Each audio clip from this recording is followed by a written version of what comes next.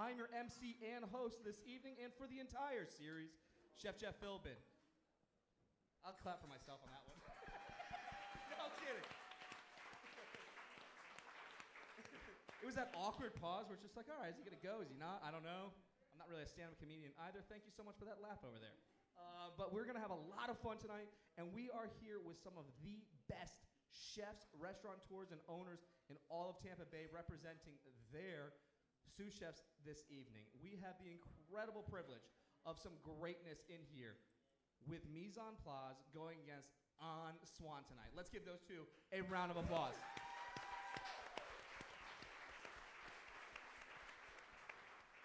You all are going to be delighted. You guys are all going to be wowed. You guys are all going to be impressed. And at the end of the night, one will be going forward on this journey of who's going to be our next epic chef.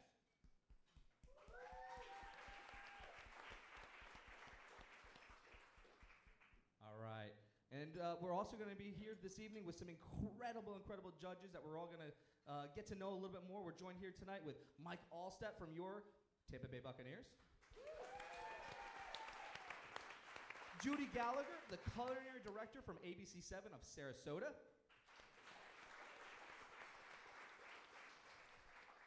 The dude who has made it cool to eat noodles and ramen on all of Tampa Bay, Noel Cruz, executive chef from Ichikoro.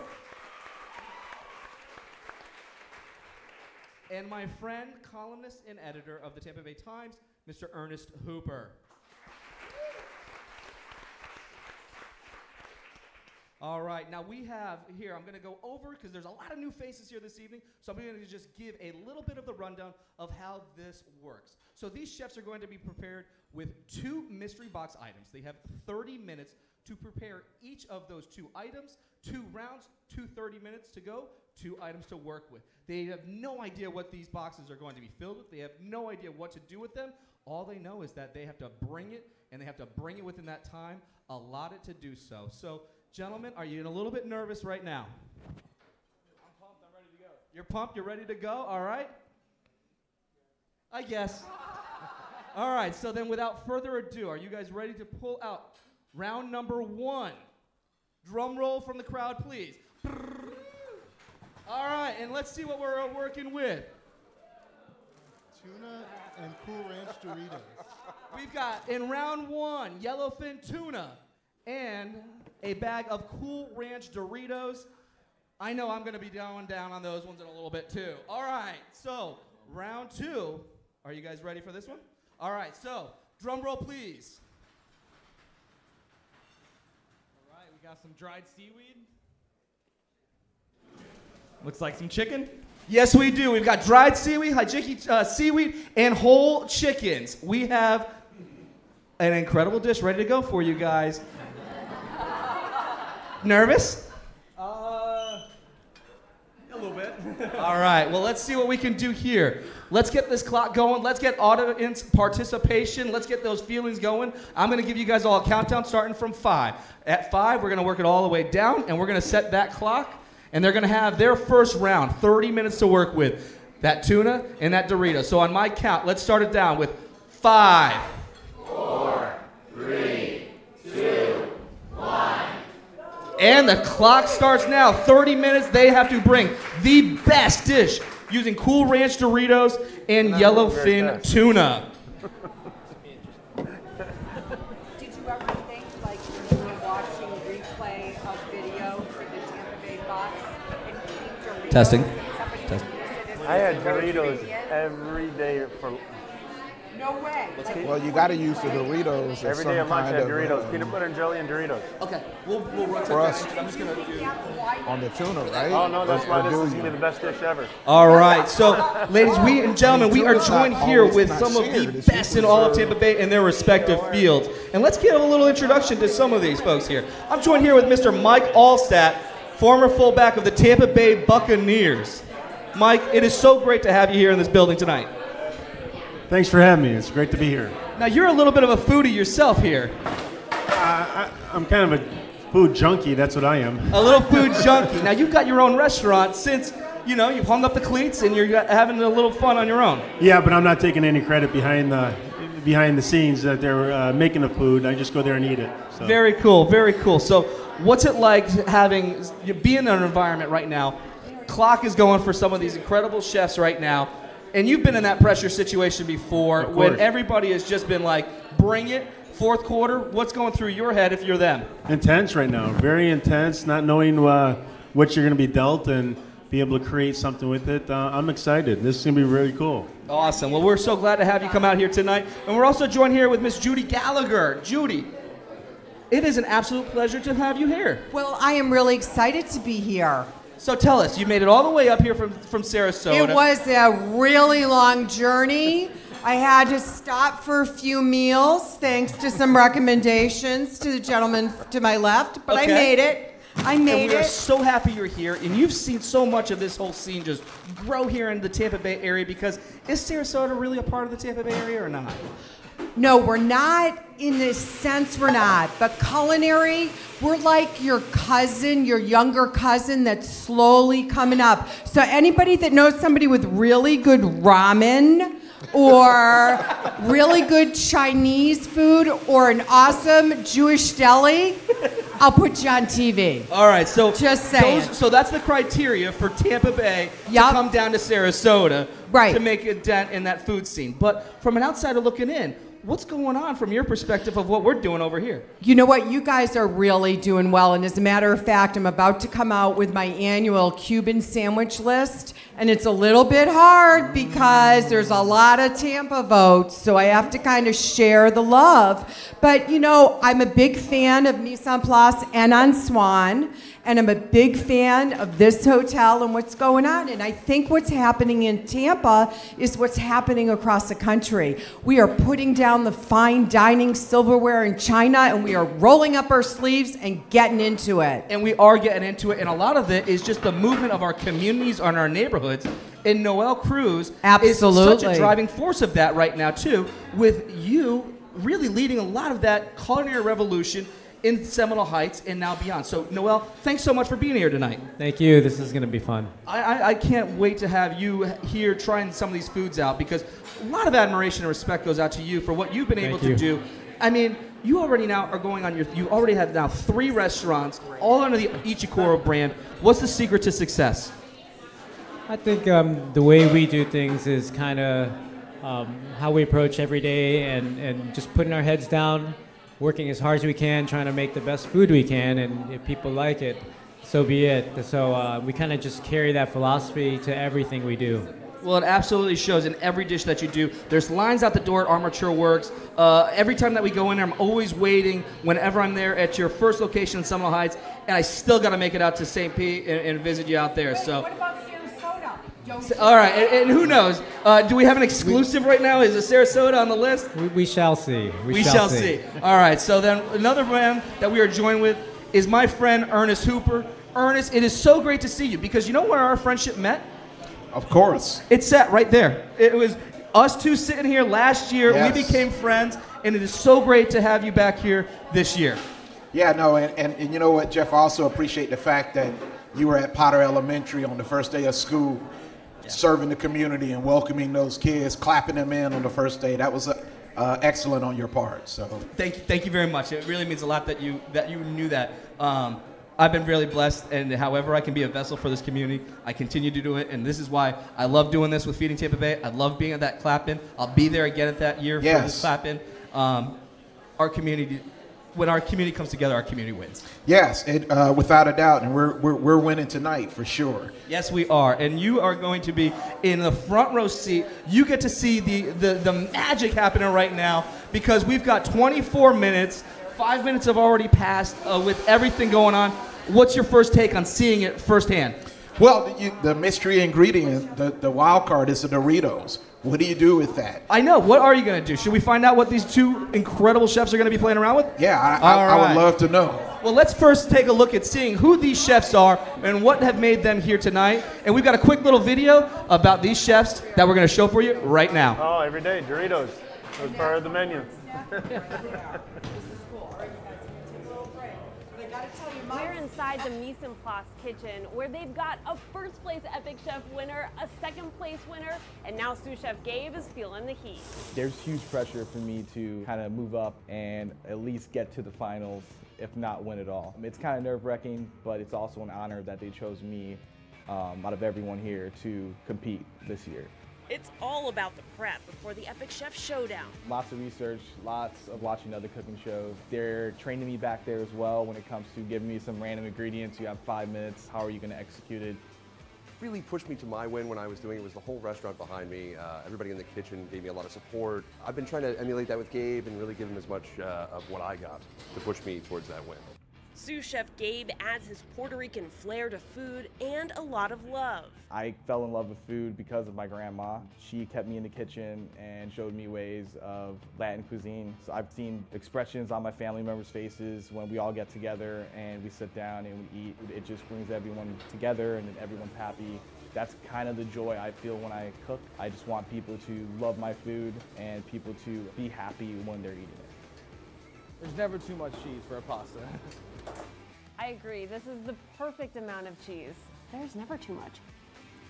When I'm cooking, I'm in my own little world. No matter what problems you have going on, when I have a knife in my hand, I just kind of feel like there's no problems. You just kind of zone in and just focus on the task and just create, and it's awesome.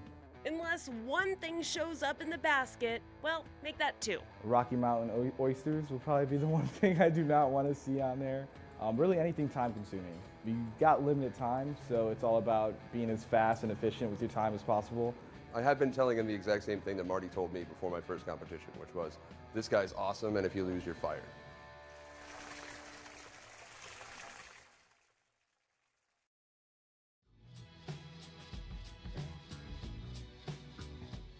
I just like to cook what tastes good, what I like to eat. It's perfect. Executive sous chef Anthony Masters has been delighting diners at On Swann for the last 2 years with a zen-like approach to cooking. When I conceive a dish, I just do it through my memories, like what I felt at the moment when I was eating it, maybe my surroundings, where I was, and that positivity I feel goes through the food. It's not just the food, it's the experience of eating the food as well and the ambiance that all goes into every bite. Masters' cultural experience plays a big part in his food and creating new dishes. My grandparents were Italian, so it would always be like the big Italian meals on the weekends. And my mom, from growing up in Colombia, I would always have like a nice, hearty, rustic Colombian meal at home sometimes for my mom, so I'd be cooking with her as well. Anthony says he gets most of his experience cooking on the fly, making a staff meal for these guys. What do you think? Is he gonna win?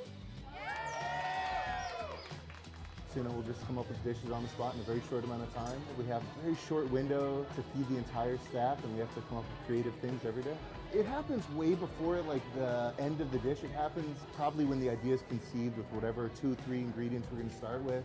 And then that first explosion of flavor when you're eating it, you're like, oh my God, this is gonna be amazing. And then you might tell your friend, whoever's here, to taste it. And then you kind of work from that small little flavor to come up with a huge dish.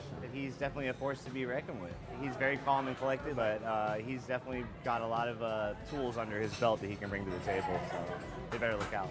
Just keep the ingredients fresh. There's always like an inherent difficulty in any type of like super processed food, to try and break it down and bring it out and make something new out of it. But aside from that, I'm down with any fruits, vegetables, meats, cheeses, anything, candy, whatever.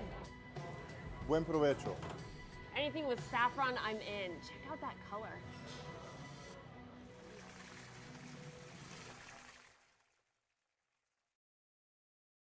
There's gonna be a lot more than just a simple fish and chips. Sure. I got the fingerling potatoes boiling up. I'm gonna cook those off and then slice them, crisp them up. Just gonna rub the tuna in a nice spice mix, sear it off, thin slices, chips, some sort of sauce. Very cool, very cool. I like where you're going with it. It's simple. You're working to the advantages of what you know. You're playing into that comfort zone of it, and that's what you got to do with this. I mean, you've got now 19 minutes on the clock right now to work with, so have some fun in that. Now, we also have here this evening Mr. Thomas Mance, who's going to come on down here and talk a little bit about tonight, the mission, and for how you can be involved.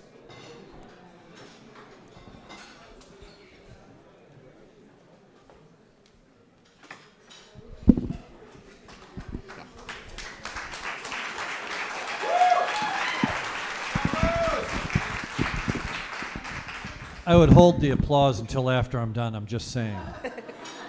My name is Thomas Manson. I'm a member of Feeding Tampa Bay. There are some of our colleagues out there tonight, hopefully to make your experience a nice one. We ask for the opportunity always to say a few words about why we're here and what we do. And one of the things I'd like to say first is that one of the questions we get is you folks take care of a lot of people in the community who are economically disadvantaged. How do you have an event in one of the best restaurants and one of the best hotels and the best restaurants cooking, and how does that benefit the folks that you serve? So we always want to make sure we ease your conscience and make sure you understand what this does for us and why we do it. One of the things that we believe is that food is one of the items in our culture, in our communities, in our families that should be celebrated. Everything good that happens in life happens around a meal, and it happens around a table. And tonight we're joined by 40 of our greatest friends here to come and enjoy a meal with us and enjoy these gifts that these chefs have. For those of us that aren't culinary experts, I think we'd all understand that if we came home and someone gave us, what do we have? Doritos and... tuna. Doritos and tuna. My guess is we might have a difficult time figuring out what the menu is. So tonight is a celebration. But why do we do what we do? Feeding Tampa Bay is a very simple mission, and that is to make sure that there is food on table where there is want or need of one. We've been doing that a long time, and we've helped a lot of folks along the way. But one of our greatest challenges is creating awareness around the cause of food insecurity and hunger. And what tonight really does for us, it allows us to have a different conversation about our work.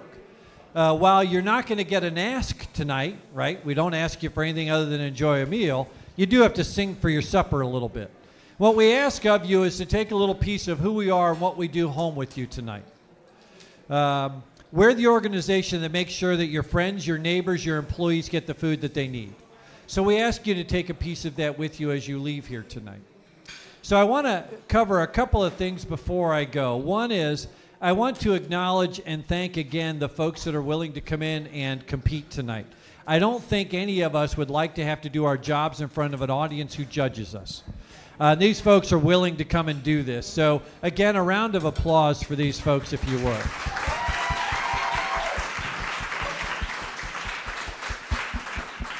I'd also like to thank our judges for being here. We appreciate it, and Ernest in particular has been a champion of food insecurity, hunger in our community, and has helped us tell the story many times through his work with us and through his work with Trinity Cafe. We're very grateful to have you, and Mike's Foundation has done a lot here in Tampa Bay to help folks who are challenged in some way, shape, form, or another. So we appreciate you standing next to us and helping us push.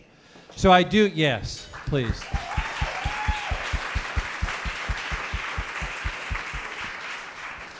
So just a couple of things for you to note. You have a terrific menu in front of you that tells you the restaurants and what you're going to have tonight. These culinary creations by Chef Chad's folks here are for you to enjoy. But we also put a little information about us on the back side of that card, so if you'd like to know a little bit more about us. And then tonight you're also going to receive a special and a unique gift. One of our great partners here, in fact the sponsor of this event, is our friends at Florida Blue.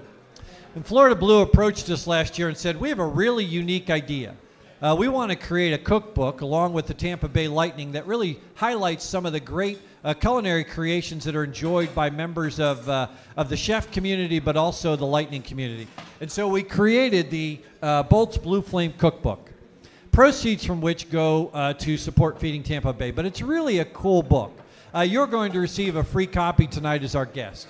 One of the things we'd like to ask you to do, if you like it enough, you can simply go online and perhaps purchase some other copies.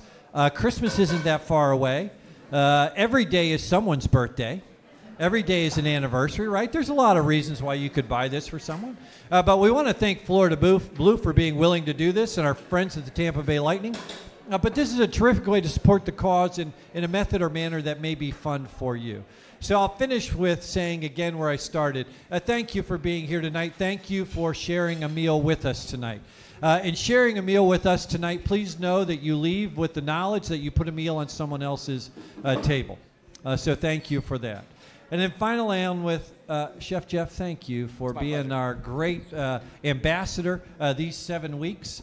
This is a lot for you to do. We appreciate it. We appreciate your passion, your dedication to the issue that we care so much about.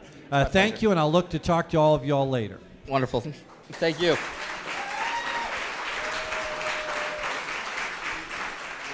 And we're also joined here from the wonderful team of the Epicurean, Mr. Kevin Scott. Hello, everyone. Welcome. Thank you so much for coming. Week 2, and thank you, judges and contestants. Things are heating up. Yeah, I mean, they got 13 minutes left to go, and things are running. Well, and a strategy over here, he's already taken round 2's ingredients and started prepping You them. kind of have to a little bit. That one, I don't want to give too much away, but they got to be thinking round 2, actually, in their heads, because there's an ingredient there. I just want to say thank you and welcome to those familiar faces and those new faces. Hopefully you're having a great time. We're very privileged to have had a long and amazing partnership with Feeding Tampa Bay, Thomas and his team.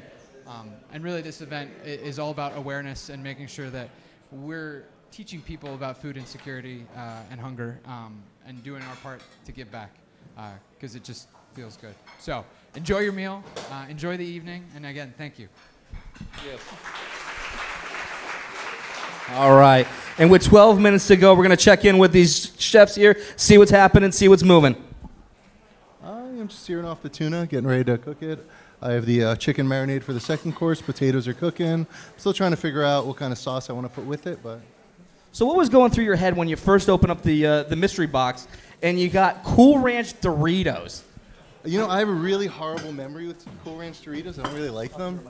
I don't really like Cool Ranch Doritos. Horrible memory. My first time eating them, there was a big mound of seasoning in it, and I kind of threw up. So that was my first thought. All right, so you're not a big fan of it, but do you think that's going to show in the dish, or you think you've got enough ability to take that ingredient from 1986, my birthday year, if anybody was, Thomas just alluded to birthdays. 86 was the year that Doritos came out. 86 was also the year, my mommy and daddy brought me into this world. So, hi, Mom, you're watching. I hope so. We hope so. So we're going to let those Doritos shine, and we're going to have a lot of fun with it in the process. Gabriel, you look really ready to go right now, my friend. I mean, you've got things rocking and rolling. The Doritos really look like they're incorporated very well into that dish. Why don't you take a mic and tell me what's going on over here? Just searing off my Dorito-crusted tuna. Bring the mic up. Dorito-crusted tuna. I got that searing off right now. I got my rice pretty much all the way there. I'm thinking about doing a quick pickle of some mushrooms and possibly... That's a very adventurous theme right now that you're going to be doing. You think you're going to be able to pull off a quick pickle of an item with just 10 minutes? I'm going to give it a shot. All right. Well, we'll let you get to it then. All right. So, I mean, they've got a lot to work with in this incredible dish. And it's going to be really fun to see how they can kind of weave this in. Ernest, give me the first, little bit right here. I mean, we've got 10 minutes, really, left to go here in round 1. And we're going with Doritos, and we're just doing a Dorito crusted. What do you think? Well, that was my first inclination, is that you use the Doritos to create some kind of crust on the fish. So, but it'll be interesting to see if that flavor combination works. Who among us has ever had seared tuna with Cool Ranch Doritos? I don't know, but you know what? Judy, would this be something that would be in your cookbook? Okay, pretty close. My mother taught me at age 6 to make chicken and cornflakes. So I'm just saying, you soak the chicken 2 days in buttermilk, a little hot sauce, and then you throw in those Doritos instead of cornflakes. Just saying, Jeff. It can be done. So we'll play around with that. I mean, but Mike, Doritos, it's a junk food. I mean, someone like you that has been, training your entire life to get to that level of being just a star like you on the field. Was Doritos ever part of the diet for you? Every day at lunch, I had Doritos and peanut butter and jelly. So the truth every day before I went out to the field and when I was in the professional at the Bucks, I had Doritos and peanut butter and jelly. All right, so that's the secret then. Right. So the secret will be the Doritos. The Doritos are going to shine, and everyone's going to enjoy the tuna with that because of that reason. All right, I like it. But, Noel, come on, man, Fred. I mean, we got to play with tuna here. I mean, this is a delicacy. This is a beautiful fish. This is something that they could do with a nice little sauce. Bring out some marinades. Bring out some flavor. Let that be the start, not the Doritos. What do you think? I don't know. Doritos, especially Cool Ranch, have a special place in my heart. I lived off of them in college, so I think you could do a lot with them. I think there's an endearing moment when you taste that flavor, that Cool Ranch. I wish they just made it a spice. Wouldn't you like that? I mean, just like have that be the spice, put that on anything, and you can work with it. Oh yeah. Well, I hope that for your sake, that within the next 8 minutes, 8.5 minutes, that you get that spice coming through on that tuna, because you deserve it, my friend. All right. Now, does everybody remember when you all walked in tonight? Yeah. You guys all had a little plate, right? Let me just get a show of hands if you guys all remember taking a photo when you all walked in, right? Everyone have a little fun time? Does everyone have that photo on their phone still? Let's make sure that we all do. Does everyone have that photo still on their phones? All right, cool. What I want you to do right now is take out your cell phones. Everybody in this room, I know you all have it. It's 2018. If you do not have a cell phone, come on now. All right. I'm not seeing anyone with their cell phone in the air. Let's see it. All right, I got a few. Now we're doing it. Ooh, that was actually kind of cool. Can we do like the wave right now? Like, we are the world. We are the children. Yeah, all right. Very cool. Very cool. So let's keep those cell phones out. And what I want you all to do right now with your cell phone is to text to the number 74121 plate. Text plate to 74121 right now.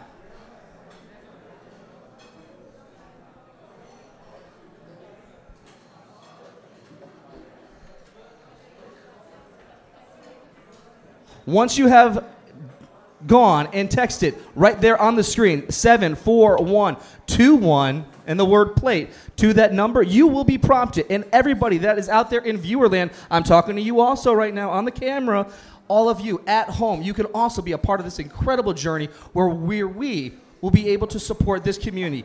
This goal this year, 750,000 meals coming from Epic Chef Showdown. This is an incredible opportunity where you, in the power of social media, can get behind this incredible organization and to support it with such a worthy cause by texting plate to the number 74121. All right? Let's make sure everyone got that number down pat. What was the number? 74121. All righty. And this just in for this part as well, because this is really, really cool. After you have all done and followed through and put in your information, and you can donate what you would like, what I'm asking you to do is when you have that message come back up on your phone, copy and paste it and share it across all of your social media. Take that photo that you already have, take the message that you're going to get, copy and paste it. I know I do. I copy and paste everything. I put it into notes. I got the same hashtags for every single photo. I know I do it. It's a crime, but it is the truth. Take it, use it, and share it across all of your social media to encourage others to get behind this. Because throughout the course of this entire series, we will have a matching donor up to $50,000. An anonymous donor up to $50,000 will be supporting dollar for dollar everything that is raised with this incredible text message campaign. So please join me this evening in supporting this mission and supporting that mission with all of your social media. All right? Very cool. Again, that number, 74121. Text plate. All right, 5 minutes left to go. The energy right here, we're already starting to get some dishes out on the plates. I mean, literally, Gabriel, you're feeling really good about this round right now, it sounds like. I'm just going to roll with what I have. Hopefully the judges appreciate it, and hopefully the judges like it. Very cool. I mean, it's very strong of you to already start getting your plates going with just under 5 minutes. Do you feel confident? What was going through? I mean, it doesn't look like you did the pickling. Did you? I didn't have a chance, but I did do a nice, small, refreshing salad for them to enjoy with the meal. Nice. So you're going to bring out a nice little balance of acidity that's going to come through maybe with that vinaigrette. I like it. All right, so I'm going to actually kind of taste a little bit about what you're working with, what you're doing here. And again, remind me what we've got going on inside this pot that is super, super hot. I used some of the coconut water that was up there to use as pretty much the liquid to cook down the rice. And I added a little bit of ginger, added a little bit of cilantro, and just cooked it down. and I have the tuna crust, Dorito crusted tuna with a small salad right there. All right. I like where you're going with it. I think there's a lot of dimension. There's some texture behind it. I'm enjoying the entire process with what you've got going on. And I don't see any spoons over here. There we go. But I encourage and support this. I think it's you're letting everything just shine. Simple and shining through. So Anthony, tell me, what do we got going on right now? I'm frying up the potatoes. I have a coconut yogurt sauce to go with it. That's it. Where's that coconut yogurt sauce? I want to get into this one. All right, I'm coming behind you now. I'm coming behind you. I want to see what's going on in this world right now. All right, so where's this coconut sauce here? All right, we got it over here. Looks like you used the Vitamix for this. I just got a Vitamix. Are you familiar with a Vitamix? Oh, yeah. I mean, I just got one the other day. Did anyone else take advantage of Amazon Prime Day and any of the cool cooking stuff out there in this world? I got a Vitamix. I'm making soups every day now.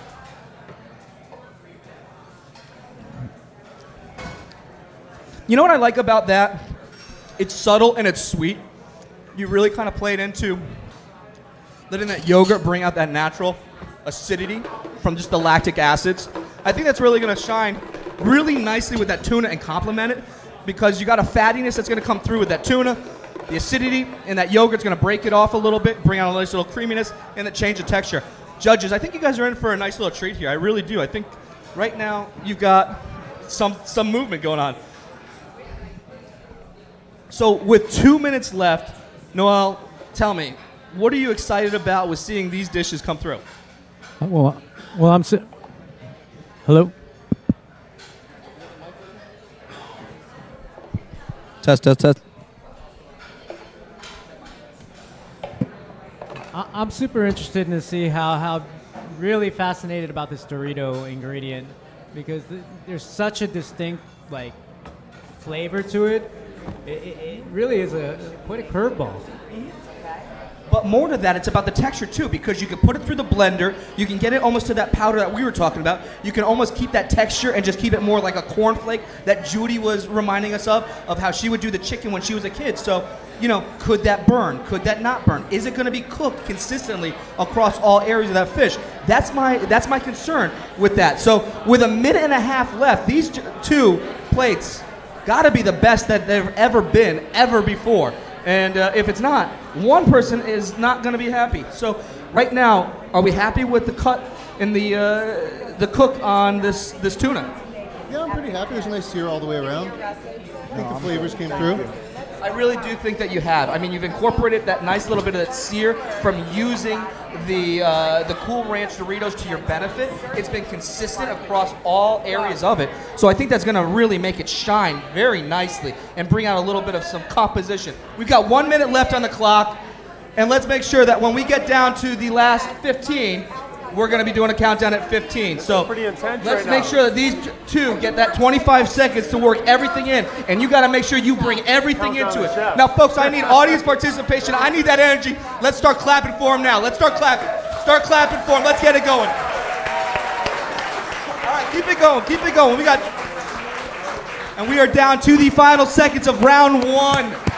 We have now coming up. These better be on the plate because you're 15.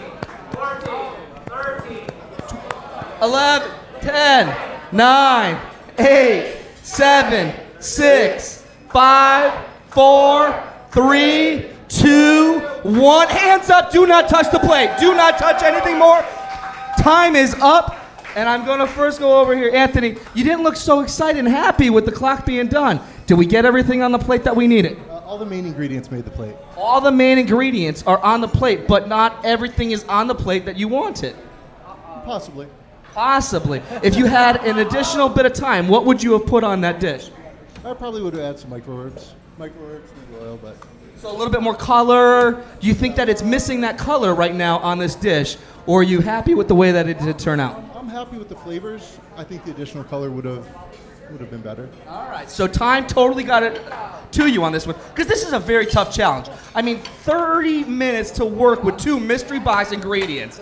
I mean, when I was in the MasterChef kitchen with Gordon Ramsay and around Sanchez, time is definitely your enemy, and you've got to play to that strength to make sure that you get a fully composed dish. So let's go check out with Gabriel over here and see if Gabriel was able to bring a dish and get all those components onto it. Gabriel, how you feeling right now? I wanted to do something a little bit more simple, just so I could focus more on the next basket. I didn't get to that point. I thought I was going to be able to have more time to start working the chickens. Obviously, he got the chickens broken down, so he's a little bit ahead of the curve.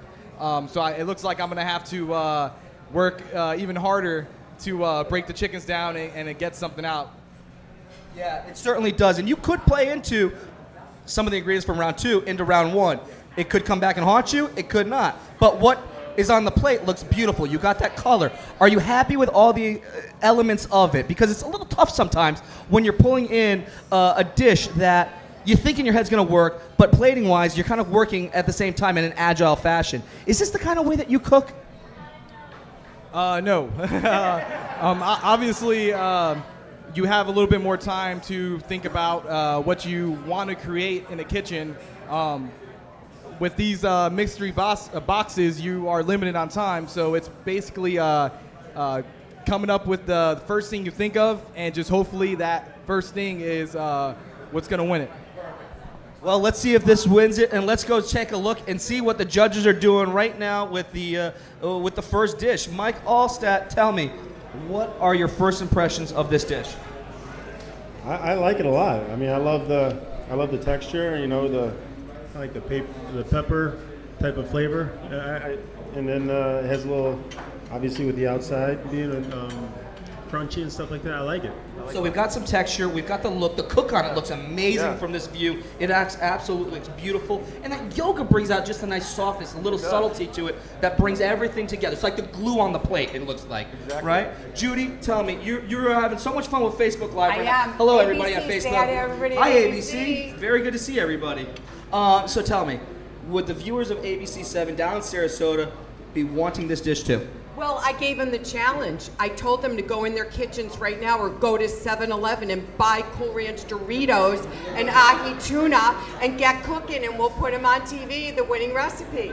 I love it. I love it. So will this be an inspiration for, and if so, what makes this dish stand out right now? I have to say, I think the tuna is cooked a perfect rare, and that's the very first thing I look for when I'm going to have something like a good quality ahi tuna. I want it cooked perfectly, and they nailed it. He really nailed it right there. I'm not sure about the fingerling potatoes. Got to think about it a little more. Could have used a little more of that seasoning, maybe a little shake from the bag of Doritos. But he did say he was playing off of an idea of fish and chips, so he does have that component there with the fish, the chips, in just a kind of a new world kind of style. So, Noel, but let's get down to it. Would you be putting this on your menu? There's no ramen in it, so probably not. Did you hear the answer? There's no ramen in it. But I'm not going to say no. But you know, the execution's really, really nice. I like the play on fish and chips. Yeah, I need time to develop my real opinion about it, but I'm working through it. Working through it. And Ernest is never shy on opinions. It's made you who you are and who we absolutely love reading week after week. So tell me, give it to me straight. I want to hear it. What's your first thoughts on this first dish? It's very good. It's very tasty. I like the yogurt. I'm not fully tasting the Cool Ranch Doritos. Okay. So it's there. It's crusted, but the flavor's not coming through, and that would be my only very, very small critique. But it's a delicious dish. It's a delicious dish, he says. So we've got round one. Finish that last bite from that, from what Anthony has done, and we're going to start bringing over Gabriel's dish, with you guys all taking the next bites.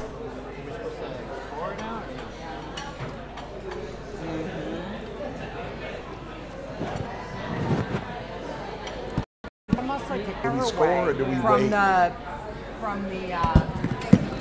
Doritos cookie. Much more, yeah. Yeah, well, isn't that our complaint at most restaurants? All right. And so just so that you all are aware of what they are being judged on, these dishes right now are being judged for creativity, for flavor, and the ingredients themselves. All right, so we got flavor, presentation, creativity are the 3 judging components. Now, a fun thing about tonight is that there are 4 judges, so this could be a 4-way tie. So which one was which? Okay. All right, so right now we are going into Tuna was this one, and this is mise en place. Mise en place. And Gabriel Lopez from Mise en place is dish right now. Take a look at everything and let's go for feel. Appearance is really nice. Now, Anthony, you know, the judges there, some really liked the fact that the Doritos were there, some didn't. Some liked the fact that the yogurt was there. But it was an adventurous take on fish and chips. So what were your thoughts with the judges and their opinions? You know, I was happy with their thoughts. I kind of agreed with some of them. But overall, I was still happy with what I put out there. Awesome, awesome, awesome. And I mean, right now we're going to go into the first bit of the bites here with what you've put on the plate for them, Gabriel. So, you know, what did you think of your opponent's dish? I thought it was pretty smart to use the caraway. I was kind of thinking about going the same route. I'm glad I didn't. So I'm glad that my dish was completely different from his. So there's a chance that it could go either way. It really can be. And I mean, these 2 plates here really showcase a lot of ability, a lot of talent, and a lot of creativity weaving in that tuna. Now, let's start going down. We're going to work our other way around. Ernest, you're going right into it. How's that cook right now on that? It's very good. It's very different than the other dish. 2 different dishes. Appreciate. This is more of a medium cook. It's not the ahi kind of tuna. He's turned it into more of like a tuna steak, if you will. Nice, And nice, nice. So he really played into a more entree-driven, really kind of working with making sure that he got that cooked really consistently through. Yes. But do all of the flavors mold together? Noel, tell me, do they all come together as one? First, I want to say to pull off rice in 30 minutes is pretty bold. So I gotta give my hats off to that. I think for me, it's a little bit one note, but I get more of the Cool Ranch than in the first dish. He did. He kept more texture on that one as well. So it took away from that idea of that powder that we were talking about, and it let that really be a little bit more of that dish itself, bring out that composition, and a little bit of just change in what you were going with that flavor profile. Yeah, I mean, there's a lot of like balanced like things going on with acid, salt, and savory. Now, you brought the elephant out in the room, and you said it's very hard to bring rice out in a dish within 30 minutes. Did he deliver on that rice? Yes. All right, very cool. Judy, tell me, I see a piece of fish all the way to the side. Is that good? Is that bad? Am I? What's going on over here? Well, I like it raw or really rare, so I have to say there was a misstep. Mine's pretty well done. However, the crust is really a pop. Now, if I shut my eyes, can I taste Cool Ranch Doritos? Yeah, I can actually. But the rice really sells the dish. If it was just rare, I think I would order it. But the rice was not supposed to be the star. I know, the star was supposed to be the tuna and the Doritos. So, did they shine? They listened a little. They listened a little bit. Glistened. They glistened. Glistened a They little. glistened. Okay. I have not used that word before. Mike, have you used the word glisten in any of your football, terminology? No. Hey, great game, guys. Yeah, I just glistened on the field today. It was really great. I mean, we just really came out and performed really great. But, hey, hats off to them. They glistened so well. I don't think so, right? No glistening. No glistening. So your dish is not glistening either right now. I like it. I like it a lot. I like the presentation is great. Very cool. And you do, again, I agree with the balance of the whole dish itself, and then also you do, again, the Cool Ranch Doritos, you taste a lot. And I love the crunch of it, but it's a great portion. Very cool. So I love it. Very cool. So let's make sure that we're getting all of these starting to total up right now. Again, these judges are judging this round and all of the rounds on creativity, presentation, and of course, a flavor. So let's make sure that we get those all scored up because we're going to start going into round 2. Final thoughts from the two chefs before we really get into round 2 here with what now the judges have said with that last dish. Gabriel, tell me, looks like you really did score, in Mike Allstout's book with getting the Doritos out on the plate. Like I said before, I kind of wanted the tuna and the Dorito to take center stage on a dish, and kind of bring out the flavors, not hide them, not mask them. So it was kind of bold of me to, crust tuna just straight up and just pan sear it. But I feel like it has good texture. It should be seasoned well, and you taste the tuna, you taste the Doritos, and I feel like bringing out those mystery baskets is what it's about. Very cool, and you really played to your strengths there. So now that the judges are going into your competitor's dish here, what's going through your head? I'm just hoping to put out another good dish. Another good dish. So let's get these dishes out of here and let's start going ahead with round number 2. Should we now? All the plates, finish up those last few bites, judges. Make sure we total up the scores from round 1.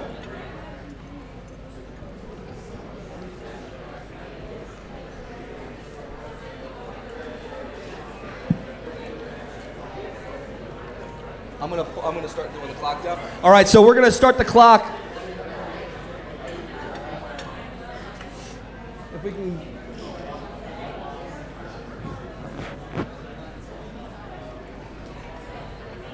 I loved your answer that there's no ramen in the dish. And we're gonna start the clock here with a countdown starting in. If Kevin gives me the okay.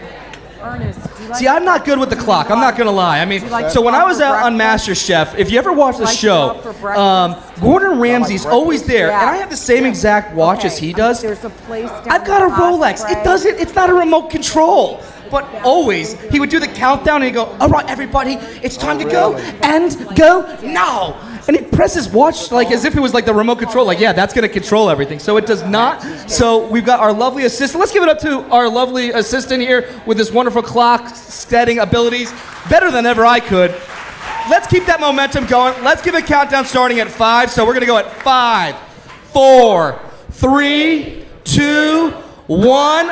Time starts now. They are in round 2 of Epic Chef Showdown. Round 1 is in the books. It's done. It's over with. Round 2, whole chickens and dried seafood. I mean, this is a really, really tough because those take time. The preparation of those dishes are going to take some time. Now, these judges have seen so much of this right now. I mean, Ernest, would you have wanted them to start a little bit in round 1 and felt really comfortable with getting a really cooked, beautiful piece of chicken inside 30 minutes?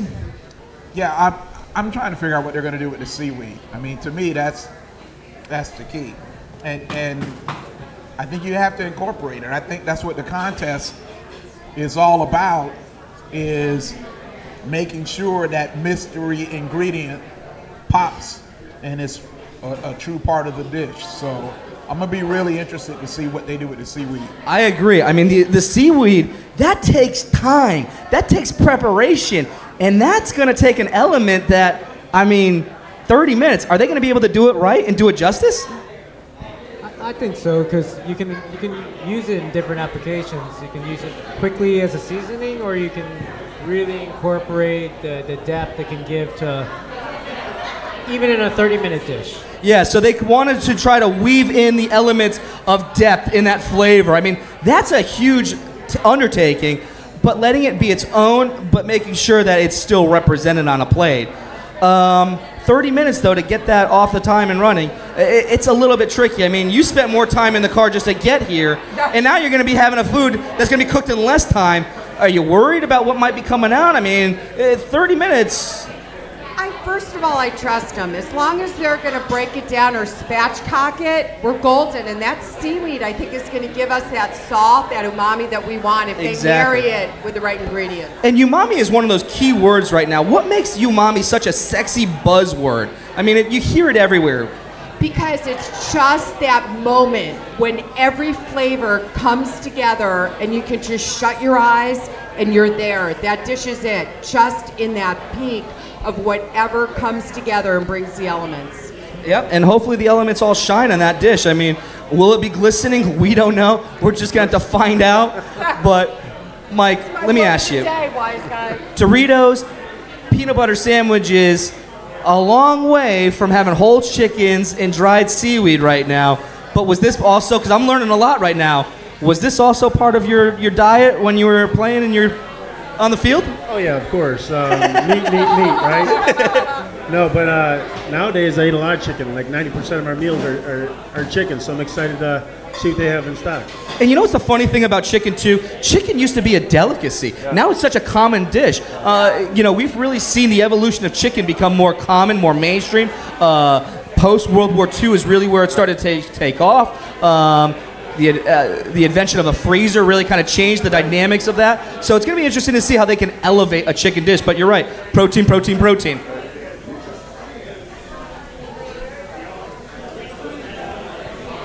All right, chefs, 30 minutes. You've got chicken, you've got, you know, dried seaweed. What's going through your head? How are you going to really elevate that? What's going to make it different for you and for this dish, my friend? You said Napoli? I'm just going to play to my strengths here. Make like meat and potatoes dish. No potatoes, just pun intended. Meat and potatoes, but no potatoes. Just, you know, just doing it right. Just kind of having some fun with it, playing off the strengths. And what do we got here? We're making a little bit of a slaw, or are we making a salad? No, I'm going to saute this off. This is Toscano kale and Swiss chard. Nice. Swiss chard is one of my favorites too, and you're really going to have some time to prepare for it. But with 30 minutes, I hope that you can be able to execute. You already got the chicken going, which is a really great sign of things to come. The pasta machine and roller's coming off, but that doesn't seem like it's going to phase you a little bit, Gabriel. But you look like you are rushing here. What's going on right now? I see the chicken. I'm going to get this seasoned up really fast with a nice rub on it.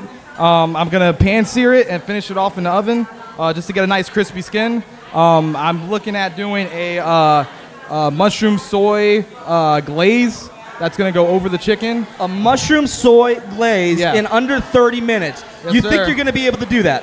I will do it. You will do it. All right, I'm going to be checking up on you in just a little bit.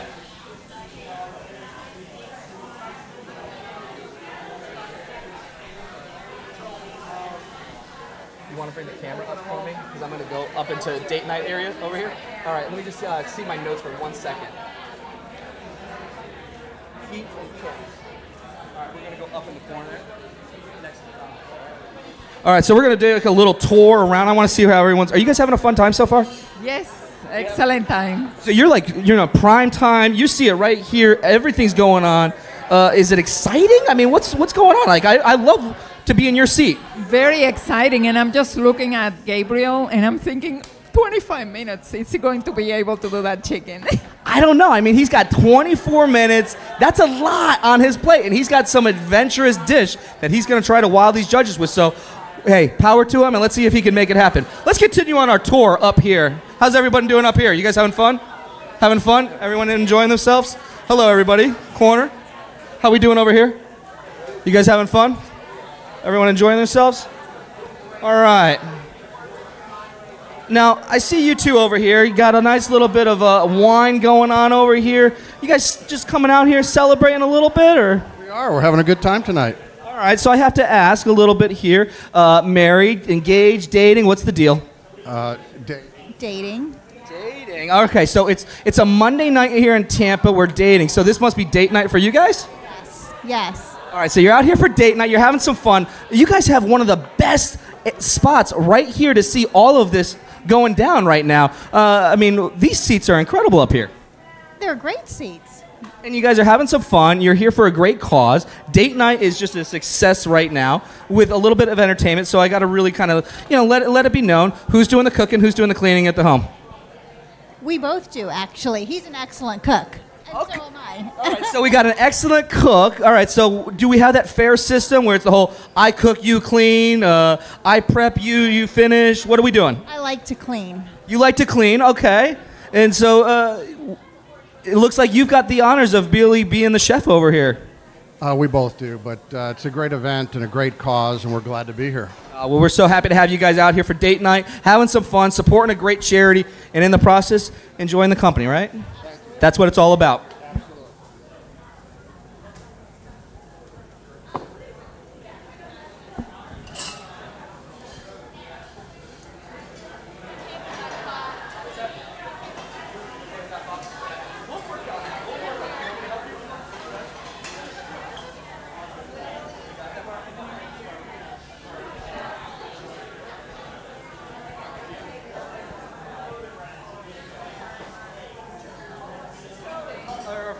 Talk a little bit about what you guys do with your sport. Come on over. What is your full name, by the way? Rick Bennett, right? All right. All right, Rick. I'm going to have my friend Rick come on down here. Florida Blue, an incredible partner for Feeding Tampa Bay. You've done incredible things throughout all of the time that this event is going on. Why? So Florida Blue, I mean, hopefully all you have Florida Blue. If you don't, maybe you think about it. But Florida Blue's entire mission is to bring health to communities and people. And what we've understood over the last few years is food is health. Food is medicine. And if you don't have healthy people by eating, then what happens? They get sick. And so what we've decided over the last 4 years is that we would figure out a way to get together with Feeding Tampa Bay under the leadership of Thomas and his team to do whatever we can to bring healthy food to the entire Tampa Bay region. And so that's really why we're here. I mean, we like food, we like this event, but also we like to make sure that Florida Blue is connected with Feeding Tampa Bay, because the mission of Feeding Tampa Bay and the mission of Florida Blue are the same mission. So, well, that's an incredible... It's absolutely incredible to hear those words, to see that be a part of your community and your mantra for good business, to do good business with other good businesses. So thank you so much for being a part of tonight. All right. Now these chefs have 20 minutes left to go. And we looks like... Test it. And we have 20 minutes on the clock to go. The seaweed is going in now, it looks like, Gabriel. And so we're having some fun with this. I'm going to find out what's going on with Gabriel over here, because I just saw the seaweed. I'm intrigued by it because it does take a lot to work with that seaweed. So how are you going to really make that seaweed shine? Hopefully, I'm going to break it down a little bit inside my glaze and just hope for the best.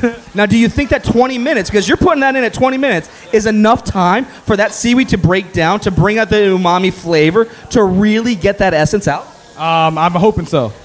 I don't know. We're going to have to play it out. I mean, these mushrooms over here, absolutely beautiful. I mean, this whole setup over here just looks absolutely stunning. What are we doing? What's going on next? Just pan roasting the mushrooms, a little bit of sage, salt and pepper, a little cayenne to bring out the heat. And right in front of it, you have what's going to become seaweed chicken jus. Now, is this something you would be cooking for your son? Let's be honest. Is this something that your son would be like, Dad, I need to have this on the plate. This is what I want. Bring me the seafood. Bring me that seaweed. I don't know. He's pretty adventurous. You know, I take chances with him cooking all the time, and he likes trying new things. What does it mean to you if you win Epic Chef? I don't know. Just I like having a good time, like cooking some good food. I don't know. And you come from an incredible group, I mean, with who you work with and everything like that, right? I mean, tell us, what's it like to work under Chris Pont? Well, there's always someone there to bounce your ideas off of. He's very receptive to helping and guiding you where you need to go. I mean, Chris is one of my icons in the Tampa Bay area. I mean, truly an incredible chef, helped a lot of the movement of this whole scene, and you guys are doing some incredible things over at On Swann. So it's so cool to see you kind of having some fun with this dish and just being in your element right now. Yeah, no, it's pretty exciting. I know the group's opening new restaurants, so I'm excited to see where it's going to go in the future. Very cool. Well, we're excited to see this dish and see you execute it.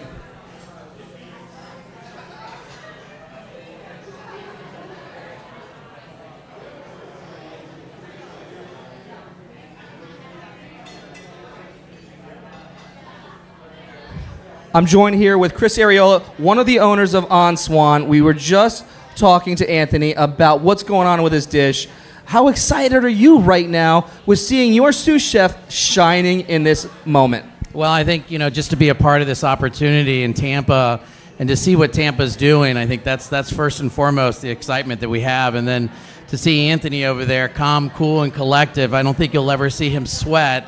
But I think down deep inside of his brain, it's moving as quick as it can. So kind of excited to see what he pulls off here. I am too, and it's so exciting to see what you guys have been pulling off. I mean, with your background, your team's background, coming from big name groups to having your own spot in the heart of Hyde Park, that's got to be an exciting movement just in itself. Would you not agree?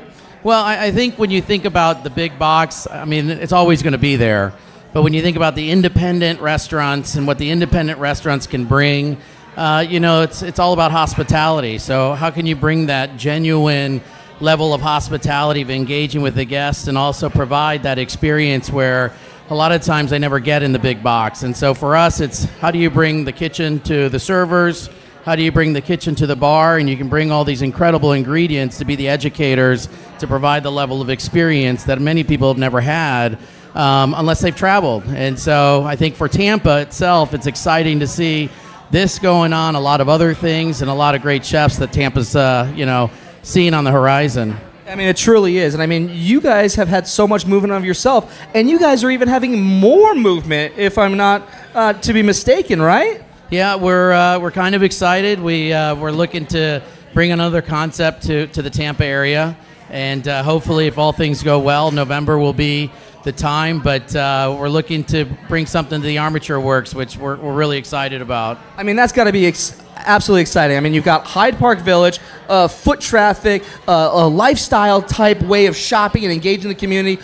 Armature Works, a food hall, now a spot where we can just engage with one another, see culture, see the shops, and have a variety. So, I mean, you got two potential, gold mines on your hand. I mean, that's some really great site location that you guys have been able to do. Well, I wouldn't say we have two gold mines on our site. I would say that, the restaurant business is not something that you just automatically think it's going to succeed. But we're very appreciative of the opportunity. And at the end of the day, it's about running great shifts and having great people. And so that's the first step of getting to the success. But we're excited. We got a great team.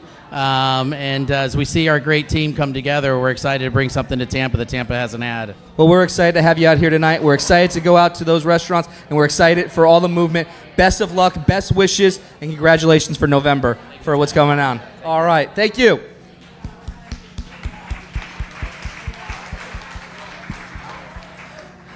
Now, we also are privileged this evening to have one of the most incredible chefs to grace Tampa Bay, put us on that map. When I had to, fun-filled fact for everybody, when I was going through the whole process of MasterChef, I beat out 34,000 people. And I was humbled to represent Tampa. But it was because of one person in particular that I had to sell Fox Television, Endemol Shine, and the rest of that production team on, because originally they were going to say, nope, Jeff Philbin, Trumbull, Connecticut. I was born and raised there. But Tampa's home. Tampa is where this movement is going, and Tampa is proud to have some of the culinary minds that have graced this incredible community, and none other than Marty Blitz has been a huge piece of that.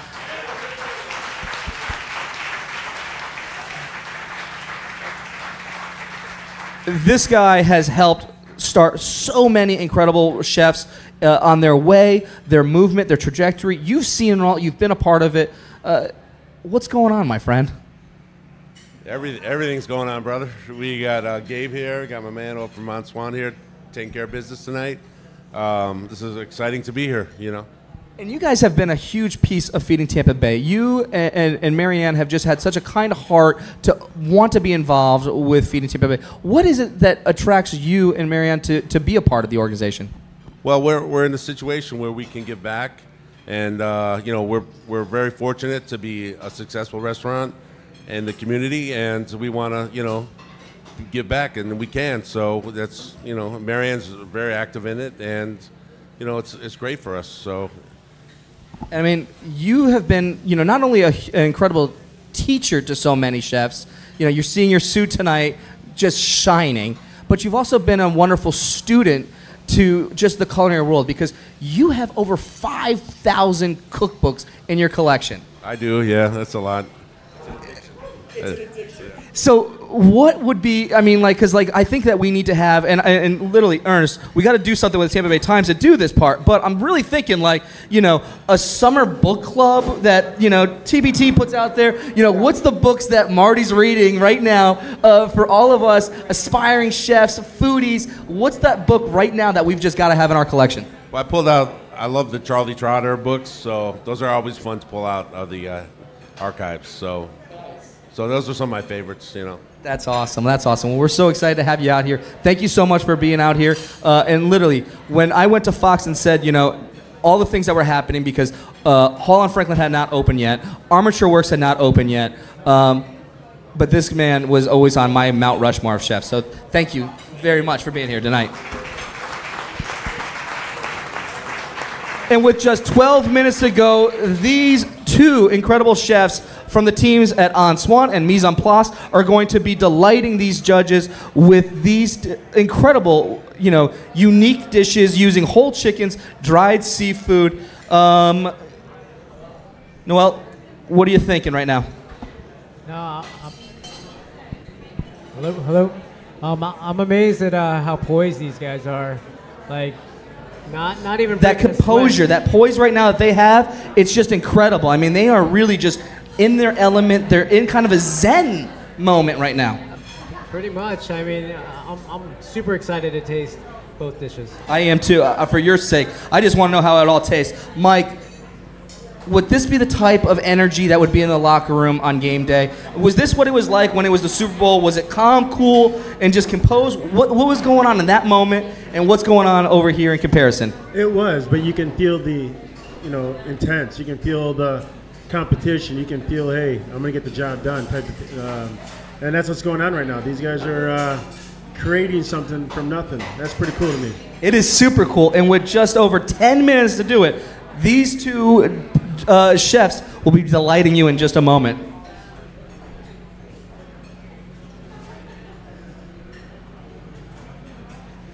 All right, so it looks like you did put the chicken in. Did you get that sear that you wanted? And are you going to be able to get the temperature that you're needing from putting it into the oven? I wish I could have had a little bit of a harder sear on it. Didn't have the time, but I did get it somewhat of a sear on it. I got a little play on like Asian pasta, so I use cucumbers as noodles. I got mushroom, soy, sriracha glaze going with that, and it's going to be over chicken.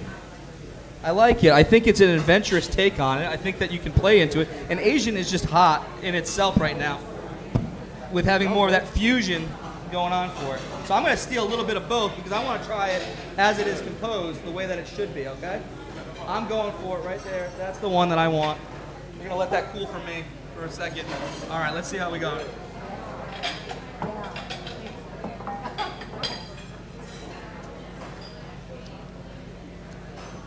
A little bit of heat. A little bit of salt I'm tasting, but I'm liking every piece of it and every bit. It does play off of that Asian cuisine. Did you put a little hoisin in there? Fish sauce, mirin, soy sauce, fish sauce in there. Okay, all right, I like it. Little sriracha. I like that. I like that a lot. And then we've got this Swiss chard that's cooking down. What are we cooking it down with? How are we going to really make that? I'm cooking it in the same pan I cooked the chicken in, so you have some of the chicken fat, the chicken nice, juices. The chicken au jus right there to kind of just bring in that flavor. Yep. Oh, I love it. I love it. And what did you just put in for a seasoning? I'm just reinforcing the same flavors I used on the chicken. There's a little bit of cumin, a little coriander. Some warmth. Yeah. You're going for a little bit of warmth in that dish. Very nice. And are you making a pan sauce here? Are you reducing this down? What are we doing right here? Is this part of the chicken au jus? The chicken seaweed jus, yeah. Okay, cool. So you took the dried seaweed, you're going to make a chicken au jus with it, so you have that elements that come out and perform that essence for what this pan sauce is going to be. Exactly. That is a smart move right there, because you're playing with your time frame that's allotted, and you've got 8 minutes left. Are you worried? You nervous? No, I'm almost ready to play it, so. All right, very good. Well, I'm going to let you to it then.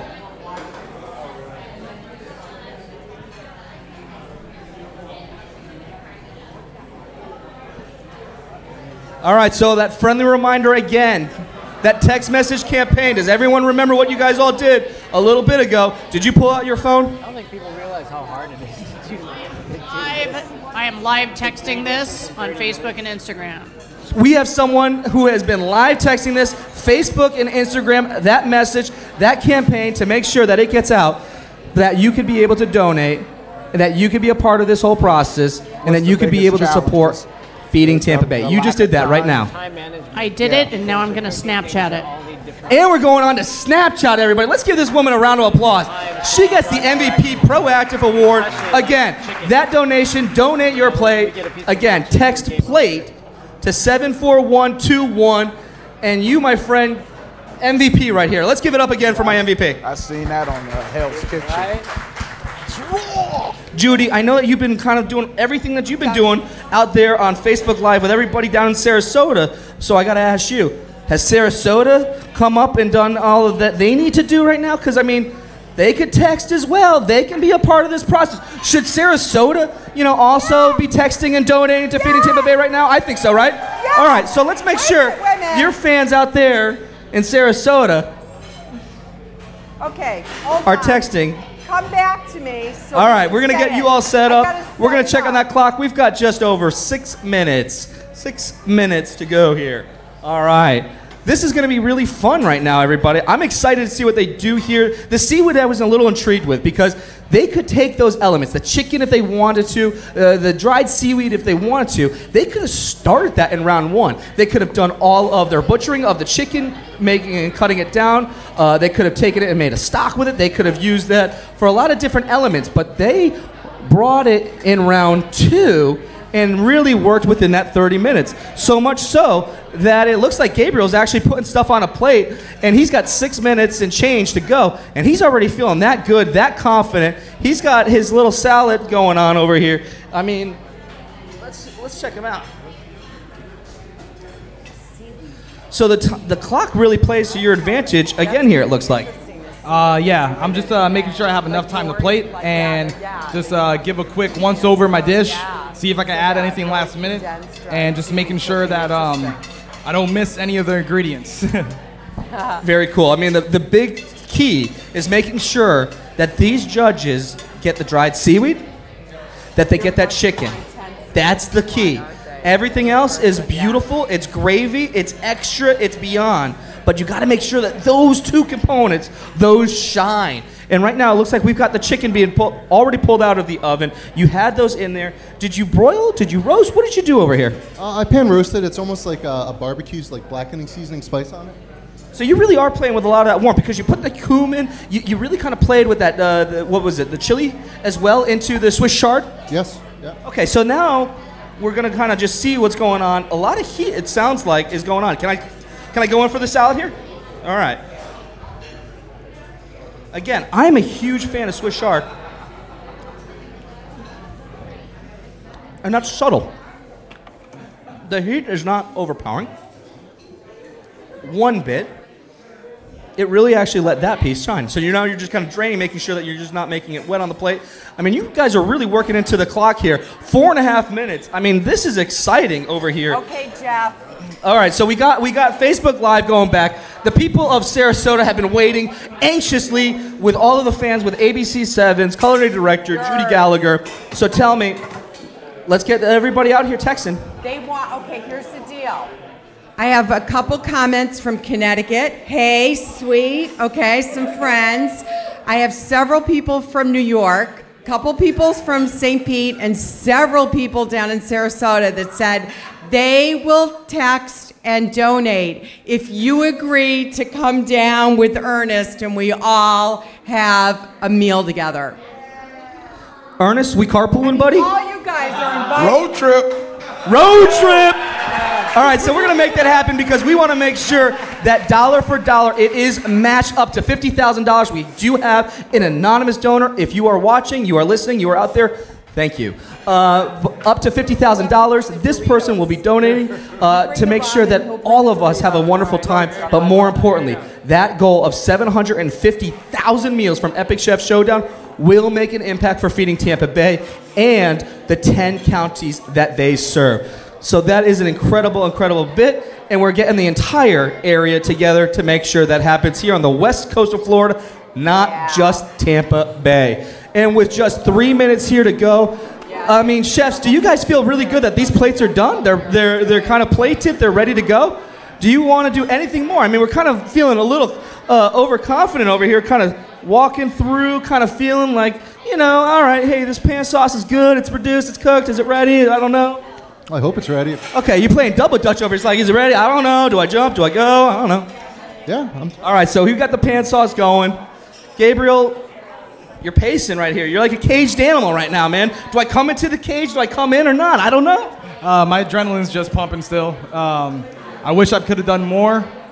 More? You still have time on the clock. I mean, you got 2 minutes, and you're already done. You're already said, I'm done. I got my hands on my waist. I'm ready. Judges, eat it. I feel confident with what I got, so I don't want to do too much more. And I basically wanted to do just a couple things for each dish, just to keep it as simple as possible, and also to be able to have everything come out the way it's supposed to. So there's not like 5 different items on a plate that are just not complete, or it doesn't have the flavor or anything that tastes great. So I feel like keeping it a little bit more simple, going with the theme, and I'm just hoping for the best.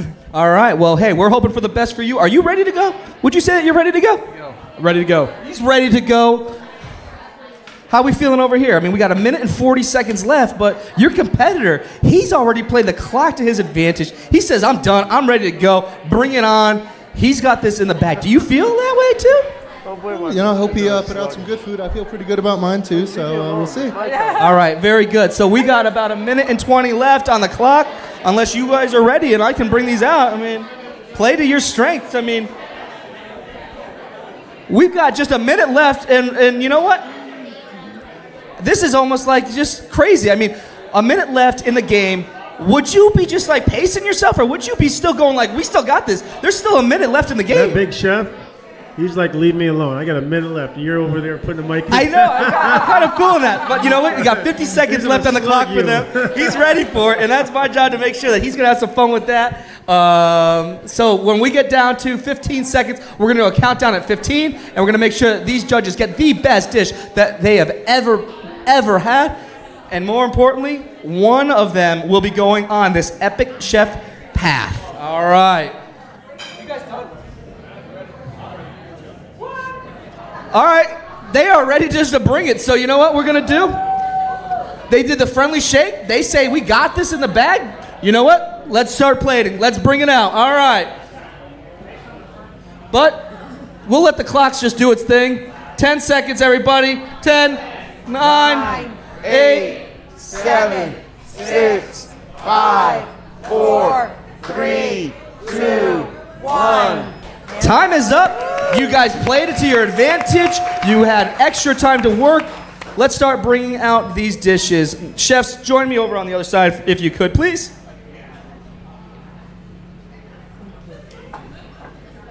Thank you, sir. All right, so walk me through the entire dish. Thanks, and what are these judges having right now? Sure. There's like a barbecue blackened chicken, pan roasted mushrooms, Toscano kale and Swiss chard sauteed in the chicken fat and some of the similar spices, and finished with a chicken seaweed jus. I really kind of applaud you for bringing just that little bit of the seaweed in for the au jus, because that's really what it's all about, is just the essence of it, to bring that umami out. You played it very well. I hope that it works out very well for you. The time looks as though both of you got the advantage of this round. No problems at all with the chicken. I don't believe so. It's used a thigh. I wanted to use a more tender piece, something that's going to have a little more juice in it. And now you took the whole chicken, you quartered it up, you did everything you could. Did you mix in who was getting what? What was your thought process? They're all getting thighs. They're all even thighs. All right, so that way then you can control the consistency of the cook, what you were wanting out of the temperature for everyone, and then really kind of make sure that all of them had that same bite for bite. Exactly. Well, that's very good. So I'm going to go take a look at these judges. This better be the best dish that you've ever cooked. All right. Ernest, is it one of the best chicken dishes you've ever had? It's very good. I really like, you know, I'm one of those people who like to kind of put a little bit on my fork at the same time. And I feel like the seaweed and the chicken are going very well together. It's a great combination. And he played it well. He really brought the seaweed out within using it for the au jus, really bring out some of that moisture since he did pan roast it at the end to really kind of get that nice bit of char, brought out the sugars from his marinade for that sauce. You know, Noel, are you tasting that seaweed? Are you getting that hint in the au jus? I'm still searching for the seaweed, to be honest, but I mean the chicken's cooked nicely. Mushrooms are a nice touch, I think. You know, seasoning's pretty on point, but really that seaweed I'm hunting for. You're hunting for it. So would you, if you had that ingredient, what would you have done differently? How would you have woven into a dish like this? I actually would have added, not only cooked it into the dish, but it's awesome raw. Yep. So used as a crunchy like garnish that adds a little salinity and another like punch of flavor. That's what I would have done. So you would have actually had that be more of like a nice little... Yeah, kind of nice, super thin julienne. Nice, right nice. And just give a little crunch to it as well. So not hydrate it, keeping it for its texture, that crunch factor, but julieing it up and really getting a little bit more texture off that dish is what you would have done. Yes. All right, I like it. I like it a lot. Judy, you've heard from Noel, you've heard from Ernest about what's going on. So, are they right? Are they wrong? Is it different? I think Noel's spot on. I would have loved to have a little dry seaweed just on top, just to get it with a bite. But I too am like Ernest. Where But I wanna have to get say, it. if they But- just did that, No, would no, that have both. been 30 minutes worth No, of using that ingredient? That's just bringing it to the next level. However, the chicken is executed perfectly, and all chefs are really, at the end of the day, in their first career jobs, are judged on chicken, right? And how to produce it. Thought the mushrooms were a beautiful touch, and I just think it's a good executed dish. All right, very good. Mike, the plate is almost gone. You talked about protein. You went straight for protein here, my friend. Chicken's great. The chicken looks great. The flavor, everything with it. Seaweed, I don't know if I'm more of a meat guy or a greens guy, but meat's great. Loved it. Awesome. So that's got to be really exciting. I mean, you heard some great things coming through. The chicken really shined. What were your thoughts about the seaweed? Did you think that you played it to your strengths? Did you play it to the disadvantages? Could you have done more with it? Oh no, I was happy with the dish. I was happy with the dish I presented. I had a couple different competing ideas, and overall, I'm pretty content with what I did. Very cool, very cool. Well, let's give it up here. You did very well, Anthony. You did very, very well. All right, so let's get Gabriel's dishes up and to the judges. Yes. I thought we would have a server right now. That was like that moment, like Vanna White or something like that, just come out like, here you go, here, buy me an E. I don't know. I'm more of a Jeopardy guy, so if no one laughed at that last joke of Wheel of Fortune, it's okay. It's okay. My friend over here did. Thank you. Thank you, sir. All right. Tell us a little bit about this dish.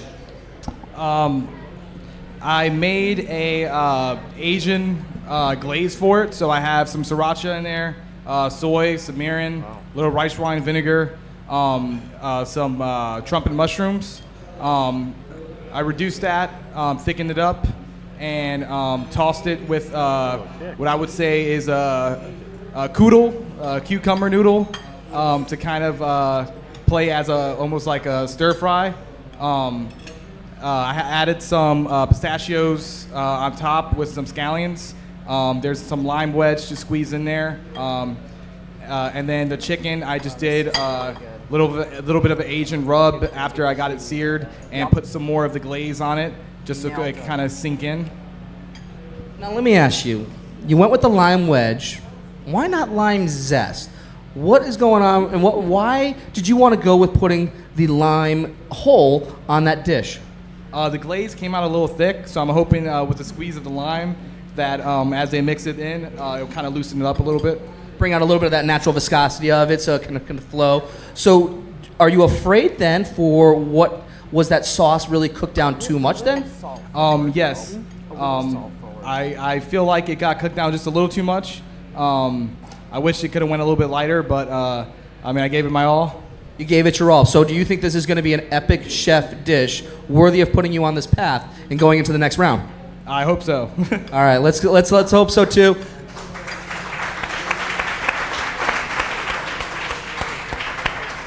Noel, I'm going to start it off with you, my friend. What's going on? What are you thinking? I'm definitely getting on, like the seaweed has a nice pop here. So, you know, in looking for like the use of the two ingredients, you know, I'm feeling both were utilized very well. I'm interested that the choice was to use the breast as opposed for something we're going to take a few bites of. Maybe would have used the thigh or the darker meat. And that's just could be a personal opinion, but I think there's a lot of flavor going on here, and definitely the components used are present. Now, because he went with the breast, is it cooked well? Is it overcooked? Is it dry? Is it moist? Is it still cooked to the liking? But you're just more wanting that dark meat, getting that thigh in there. Yes, I mean, for something like this, when you're potentially only going to take 2, 3, 4 bites, I think impact is what you're going for. Impact is what we're looking for. Mike, impact, was that on the plate for you too? Yes, it's a unique dish. You know, it had a special flavor to it, very moist chicken, and I really liked it. It had a little kick to it. I liked it. Nice. But it wasn't overly cooked. That sauce, did it have that viscosity that you were looking for? No, it was light. It was nice. Very cool. Judy, now he went with going for like a take on like almost like a zoodle, right? Yeah, totally, and I like it. I think it works really well because there's some heat in the dish, and I think it controls the cucumber. The cucumber zoodle kind of controls the salt component and flavor, but I would order this out. That's how I know it's a great dish. I'd order it out, and the chicken breast is moist. The chicken breast is moist. You would order it out in that zoodle-like, really kind of shows a little fun take on a dish like this, right? Yeah, it's a great play, and to be honest, I love that he admitted he needed the lime after, but it really works. You give 2 good squeezes and you get that acid in it, and I think it's a really well-balanced dish. I like to hear that. I like to hear that a lot. And Mr. Ernest Hooper over here, you're going back in for that bite. I caught you mid-bite. I'll give you a second to chew it all the way through because I really want to see what your opinion, your take on this dish is. You know what? I appreciated the pistachio, and I think he could have put a few more in there, adding a little crunch to it. It's very good. But did the pistachios help against what the zucchini, that cucumber part to it, excuse me, that cucumber zoodle? Yeah, well, I'm give that texture back. Yeah, I'm just a fan of having a little crunch in my food, but.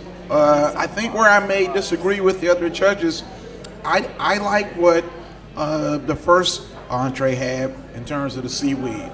I like the reduction, and I thought it worked, and I appreciated it. All right, well, we appreciate your opinions. Again, these judges are judging on flavor, creativity, and presentation. They're going to be scoring it up, totaling it up. Gentlemen, come on over here for me, please. We'll come right into between. What's going through your head right now? You know, both of you have had 2 dishes that have come out. Both have had some unique takes on these dishes, and both of you are standing here nervous or excited? Excited just to see what's going to happen. Excited to see what's happened. Do you think that you put out 2 dishes that are going to put you into the next round? I hope so. You hope so. I got to ask you. They liked what you were doing with that little zoodle thing going on. It was kind of playful. It was kind of fun. Was that what the intent was, or did you want to have another part of the dish really shine with the compliments? I kind of had that planned going in, just as something quick, something easy, something playful, something different. So I give a big shout out to my CDC Will for kind of helping me out with that. Very cool. It's always good to give credit where credit is due, right? I mean, you have to. If it wasn't for me, my brother-in-law would never have put me on the path that I'm at MasterChef. I would never have been able to have this opportunity here. There's not a day that goes by that I don't thank Adrian. If you're watching this too, thank you, my friend. My brother-in-law, he did it for me. So hopefully these dishes will do it for both of you. And we're going to have these judges. Did you guys score these up, total them up? Let's make sure that these are all finalized, ready to go. Have they already taken the scorecards away yet, or is Ernest still working through? He's got the winning lottery numbers for Wednesday as well he's picking. So if anyone else wants to know what he's scribbling out, it's going to be that. And those judges are going to be having some fun doing it. You guys put out some incredible dishes. So, you know, when you're working at the restaurant, what about it is like the most exciting part about being a sous chef? Because, you know, I look at sous chefs, and I mean, you guys have one of the hardest jobs in the entire kitchen. I mean, you want to shine, you want to bring your own elements, you still got to work for your boss. You know, how much freedom do you get to be you on a plate? I get a good amount of freedom with the features and the specials we run at the restaurant. The chefs back me up all the time, and we have a great staff, back of house, front of house, that are great with encouragement and critiques to make sure you're going on the right path. Very cool. And I mean, your boss is in the room. How much pressure does that add to you with having your boss in the room and having, you know, to shine right now? It's a lot of pressure. It's pressure just working with him every day because how talented he is.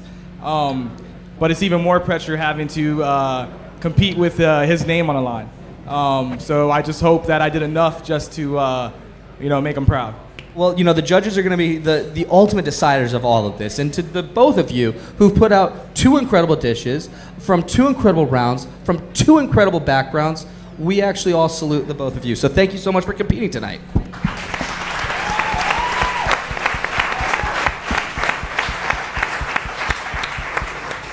Now, these judges, again, were judging on flavor, on creativity, and on the presentation. Did all those 2 dishes really shine and meet those right here tonight? No, it was my scores were very close. I think they both did an excellent job. This is high cuisine we are experiencing tonight, and I'm just honored to get a chance to sit in this chair and enjoy such great dishes. I think it speaks to the community that now the community is kind of wanting more. They are demanding more from our restaurants, our restaurateurs. How much does that influence you and your business with knowing how much is riding on the community getting involved with your product and your brand? I mean, it means a lot because we're all doing something. We're all in the service industry. We're all here to make sure people have a good time and eat good food and drink good drinks and have an amazing experience. It's great to be a part of like the huge booming scene that's happening right now in Tampa, St. Pete, Sarasota. Good man. I mean, we're gonna find that out on our road trip, everybody. So come along. Yeah. I mean, it only makes everyone better. You know, it challenges us and it makes everybody push a little bit harder or a lot harder every day. And it's fun to see the sous chefs being able to have that element to shine, that they get to be the ones that come up with that dish, that creativity where it's like, let me do this. I got this. I want to be in there. You know, I want to have some fun. Put me in the game, coach, you know, because all it takes is one good dish to set them on a whole journey. I mean, Mike, was there ever that moment for you in your career that it was just like, you know, one more play got you to this, or it was one more workout that got you to that, it was one more practice? I mean, was there that moment for you in your career? It was the run against Cleveland. Come on, we remember that. I think it was pretty much, I was living a dream every day. So going to work and going to practice and being with my buds in the locker room and going on the field and being able to play in that stadium was a dream come true every day. And just like these guys behind there, I was just watching a show like this on TV last Saturday, and I was like, oh, that's cool. That's so hard too, right? You know, they open up their ingredients, pour it out on the table, and they got 30 minutes. I mean, commend you guys, both of you. You guys did a great job, man. That's awesome, you know. And then Judy, I mean, you put people on TV down there. You're making sure that people get influenced with the food of the Sarasota scene, with what's happening, with where to go, what to do. Were these dishes that you could be proud to say are just a little north of Sarasota? Oh, totally. In fact, they both have an open invitation. I have to tell you, I agree with Ernest. The judging was so tight, because especially these chicken dishes, awesome, and I expect to see them on ABC. Very cool, very cool. Well, you're here to hear, folks. You know, and this is what it's all about. It's about having some fun. It's about letting you shine. Any final words before we reveal a winner? Just thank you to the judges for just, you know, taking in whatever we gave you. Hopefully it wasn't terrible or It was great. or too weird or too different. Awesome. No, it's been fun. It's been enjoyable, and Gabriel's a great competitor, and had a great time. Well, it was a great competition. It was a great competitor indeed, because the judges have voted, and it is tight. tight. I mean, it is super tight. I'm going to need a little audience participation on this one here, folks. I need a drum roll. You heard it from the judges. It was tight. They were judged on those 3 components, but there can only be one winner for tonight's battle for Epic Chef Showdown. And that winner and that restaurant moving forward is Mise en Place.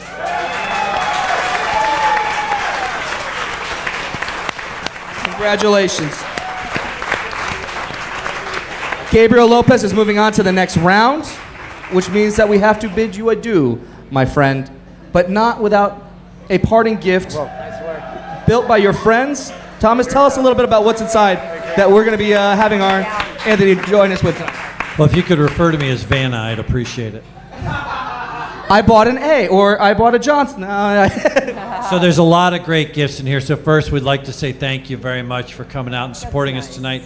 There's Burns gift certificates, an overnight stay here at Epicurean. A lot of great stuff to say thank you for your participation. We're really grateful for you giving us your time. Thank you. What's going through your head right now? I had fun. Yeah. You had fun. You brought it. You showed. You had some incredible dishes out there. Would you do this again? Sure, definitely. It was fun. Awesome, because we would love to have you be a part of this. You've shown it. You brought it tonight. I mean, the energy, the finesse that was there on that dish was shown. But you know what? No one here loses. Everyone here is a winner. You came out here for a great cause. Hang your head high. You did well. All right. All right.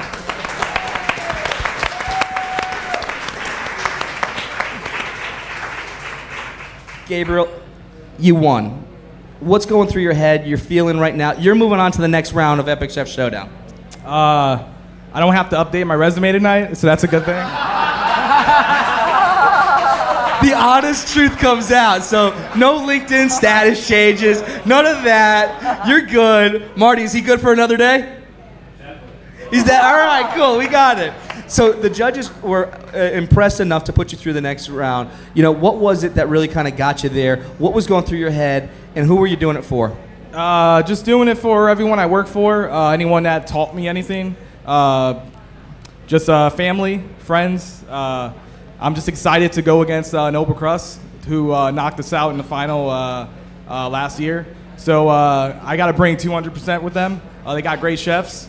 I look forward to the opportunity to go against them and hopefully get a victory. Well, you deserved it tonight, my friend. Congratulations. And to everybody out there, again, text plate to 74121 if you have not already done that. If you have not taken that photo and shared it across social media, copying and pasting that message to make sure that you can make a difference in the community, please do so tonight. Please do so tomorrow and continue this mission.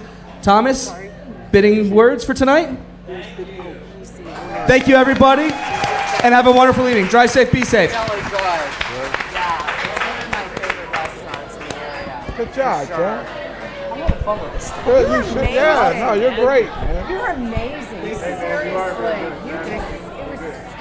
The energy, your knowledge was we're holding down. Let's do it, because I have a couple of charities, and maybe that's how we can bridge it. Is do the South. You want your microphones? I have all of your microphones.